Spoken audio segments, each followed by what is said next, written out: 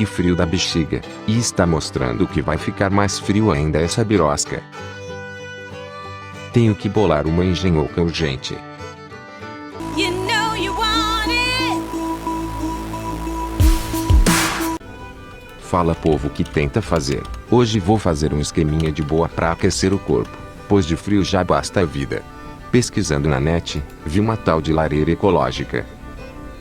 Em resumo, um incêndio florestal seria uma lareira ecológica, e esquentaria pra bosta. Uma churrasqueira despirocada também aquece o ambiente fácil.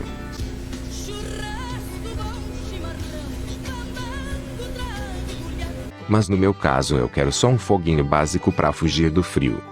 Já peguei umas madeiras judiadas pelo tempo, fazer umas raspadinhas de fungos, peguei 3 latas de leite em pó. Quem tem criança pequena sabe que dá pra juntar 83 latas dessas por semana fácil.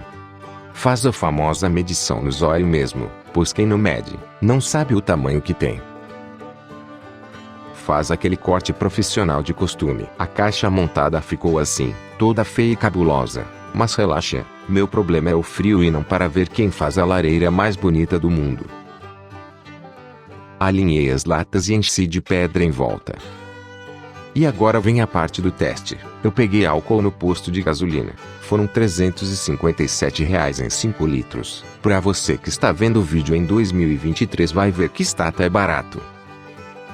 Vamos encher essas cumbucas e ver qual é. Deixei uma madeira preparada. Se der merda, já jogo em cima e abafa o caso. Meter fogo no esquema e ver o que acontece.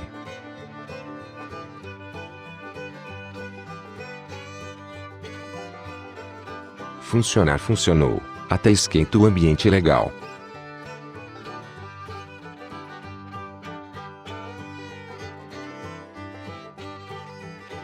Nas considerações finais, funciona, mas tem que deixar uma ventilação na casa, pois você está queimando o oxigênio, e nem compensa morrer aquecido. Outra desvantagem é o consumo. Parece um Opala 74 com carburador desregulado. Se isso fosse um carro, faria meio quilômetro por litro. Então acredito ter mais desvantagens do que vantagens. Eu vou ficando por aqui. Me ajudem a crescer o canal deixando o like maroto e se inscrevendo. Deixem dicas aí nos comentários. Qual problemas poderíamos resolver e tentarei uma solução. Valeu e fui.